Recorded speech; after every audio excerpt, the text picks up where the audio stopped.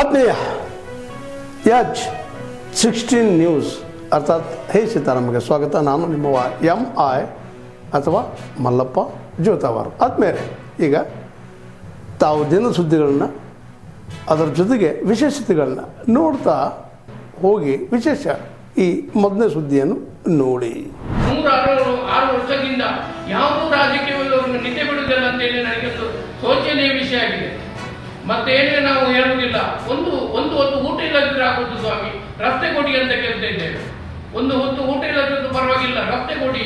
ಈಗ ಒಬ್ಬರು ಒಂದು 5 kg ತಲೆಯನ್ನು ಹೊತ್ತುಕೊಂಡು ಈಗ ಭಾರಿ ಕಷ್ಟ. ಮಳೆಗಾಲದಲ್ಲಿ ಅಲ್ಲೊಂದು ಕೆರೆ ಉಂಟು, ಆ ಕೆರೆಗೆ ಎಷ್ಟೋ ಜನ ಬಿದ್ದಿದ್ದಾರೆ. ಬೇಕಾದ್ರೆ ಅಲ್ಲಿ ಆ ಊರಿನ ಜನಗಳು ಇದ್ದಾರೆ, ನಮ್ಮ ಮೆಂಬರ್ಗಳಿದ್ದಾರೆ, ಅವರ ಹತ್ರ ಬೇಕಾದ್ರೆ ಕೇಳಿ. ಬೇರೆ ಏನಿಲ್ಲ. ನಾವು ಮಾರ್ಚ್ 25ರೊಳಗೆ ನಾವು ಪ್ರತಿಭಟನೆ ಇಡ್ತೇವೆ. 30ರೊಳಗೆ ರಸ್ತೆ ಖಂಡಿತ ನಾನು ಮಾಡಿಯೇ ಮಾಡ್ತೇನೆ.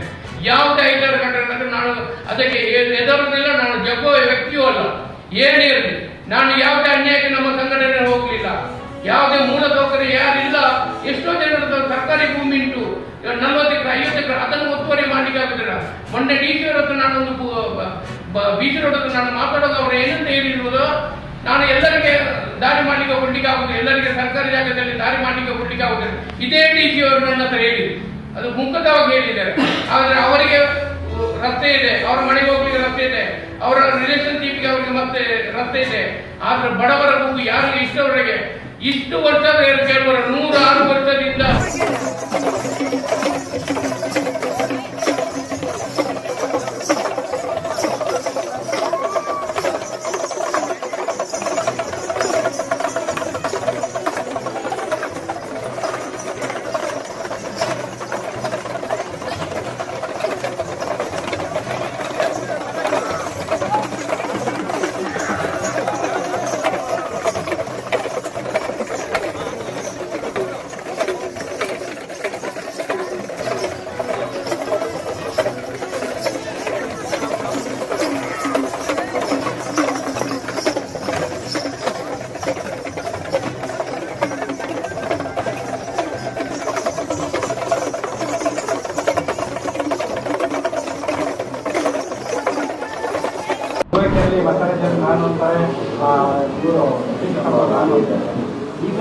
ಈಗ ಕಳೆದ ಲೋಕಸಭಾ ಚುನಾವಣೆಯಲ್ಲಿ ಜನತಾದಳ ಮತ್ತು ಭಾರತೀಯ ಜನತಾ ಪಕ್ಷ ಬಹಳ ಒಗ್ಗಟ್ಟಾಗಿ ನಿಂತ್ಕೊಂಡು ಕೆಲಸ ಮಾಡಿದ್ರಿಂದ ಸೋಮಣ್ಣವ್ರು ಗೆದ್ದಿದ್ದಾರೆ. ಜೊತೆಗೆ ಕಳೆದ ಚುನಾವಣೆ ಪಾರ್ಲಿಮೆಂಟ್ ಚುನಾವಣೆಯಲ್ಲಿ 12 ಸ್ಥಾನಗಳನ್ನು ಜಾತ್ಯತೀತ ಜನತಾದಳದ ಬೆಂಬಲದಿಂದ ಗೆದ್ದಿದೆ ಅಂತಕ್ಕಂಥದ್ದನ್ನು ಎರಡೂ ಪಕ್ಷದ ನಾಯಕರು ಈಗಾಗಲೇ ಒಪ್ಕೊಂಡಿದ್ದಾರೆ. ಆದರೆ ಇಲ್ಲಿ ಏನಾಗಿದೆ, ಇವತ್ತು ಪ್ರಬಲವಾದ ಅಭ್ಯರ್ಥಿಗಳಿಗೆ ಇರ್ತಕ್ಕಂಥ ಕ್ಷೇತ್ರಗಳಲ್ಲಿ ಬಹುಶಃ ಆಸೆ ಇರ್ತದೆ, ನಾನು ಕ್ಯಾಂಡಿಡೇಟು ಅಂತನ. ಆದರೆ ಅಂತಿಮ ತೀರ್ಮಾನ ವರಿಷ್ಠರು ಮಾಡ್ತಾರೆ. ವರಿಷ್ಠರ ತೀರ್ಮಾನಕ್ಕೆ ಎರಡೂ ಪಕ್ಷಗಳ ಮುಖಂಡರು ಬದ್ಧರಾಗಿರ್ಬೇಕಾಗ್ತದೆ. ಆ ಕೆಲಸ ಆಗ್ತದೆ, ಯಾವುದೇ ಗೊಂದಲಕ್ಕೆ ಅವಕಾಶ ಇಲ್ಲ.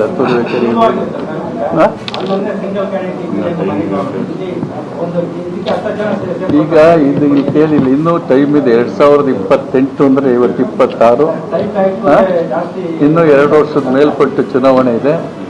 ಅವತ್ತಿನ ದಿವಸ ತೀರ್ಮಾನ ಆಗ್ತೈತೆ. ಹೇಳುದು ಈಗ ಹೇಳ್ತಾರೆ, ನನ್ನ ಹತ್ರ ಬಂದಾಗ ನಮ್ಮ ಜನ ಹೇಳ್ತಾರೆ, ಸರ್ ನೀವು ಕ್ಯಾಂಡಿಡೇಟ್ ಆಗ್ಬೇಕು ಸರ್ ಅಂತಾರೆ. ಅಂದ್ರೆ ಅಭಿಪ್ರಾಯಗಳು ಅವ್ರವ್ರು ಹೇಳ್ತಾರೆ.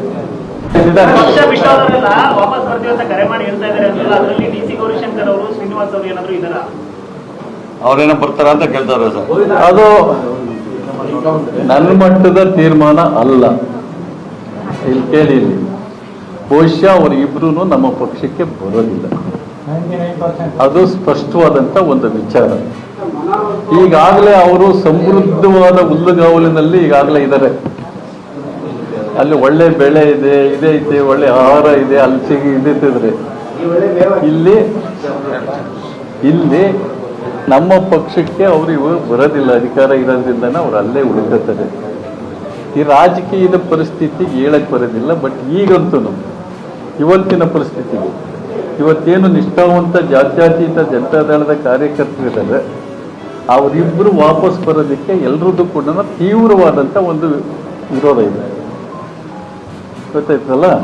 ಯಾಕೆಂದ್ರೆ ಅವರೆಲ್ಲ ಬಂದರು ನಮ್ಮ ಪಕ್ಷದಲ್ಲಿದ್ದು ನಮ್ಮ ಪಕ್ಷದಲ್ಲಿ ಎಲ್ಲ ರೀತಿಯ ಅಧಿಕಾರ ಮತ್ತು ಎಲ್ಲ ರೀತಿಯ ಸವಲತ್ತುಗಳನ್ನು ಅನುಭವಿಸಿ ಇವತ್ತು ಪಕ್ಷವನ್ನು ಬಿಟ್ಟು ಹೊರಗಡೆ ಹೋಗಿ ಕಾಂಗ್ರೆಸ್ನಲ್ಲಿ ಅಧಿಕಾರದಲ್ಲಿದ್ದಾರೆ. ಅವ್ರನ್ನ ಮತ್ತೆ ಕರ್ಕೊಂತಕ್ಕಂಥ ಒಂದು ಪ್ರಶ್ನೆ ವರಿಷ್ಠರಿಗೆ ಬಿಟ್ಟಿರೋದು. ಯಾಕೆಂದರೆ ನಾನು ಇವತ್ತು ಜನತಾದಳದ ಅಧ್ಯಕ್ಷನಾಗಿ ಈ ಸಂದರ್ಭದಲ್ಲಿ ಹೇಳಿ ನಾಳೆ ಇದಕ್ಕಾಗೋದು ಬೇಡ, ಅದು ಅವರೇ ಬಿಟ್ಟಿದ್ದು. ಬಟ್ ನಮ್ದಂತೂ ಎಲ್ಲ ಅದಕ್ಕೆ ಸಹಮತ ಇಲ್ಲ. ತಾವೆಲ್ಲ ಇಲ್ಲಿವರೆಗೆ ಸುದ್ದಿಗಳನ್ನು ನೋಡಿದಿರಿ, ಜೊತೆಗೆ ವಿಶೇಷ ಘಟನೆಗಳನ್ನು ಸಹ ನೋಡಿದಿರಿ. ಅದು ನಿಮ್ಗೇನು ಅನ್ನಿಸ್ತು? ನಿಮಗೆ ಲೈಕ್ ಮಾಡಿರಿ, ಶೇರ್ ಮಾಡಿರಿ, ಕಾಮೆಂಟ್ ಮಾಡಿರಿ, ಜೊತೆಗೆ ಸಬ್ಸ್ಕ್ರೈಬ್ ನಿಲ್ಲಿಸ್ಬೇಡ್ರಿ. H16 ನ್ಯೂಸ್ ಅರ್ಥಾತ್ ಸಿದ್ದರಾಮಯ್ಯ ಸತ್ಯದ ಕೈಗನ್ನಡಿ ವಂದನೆಗಳು.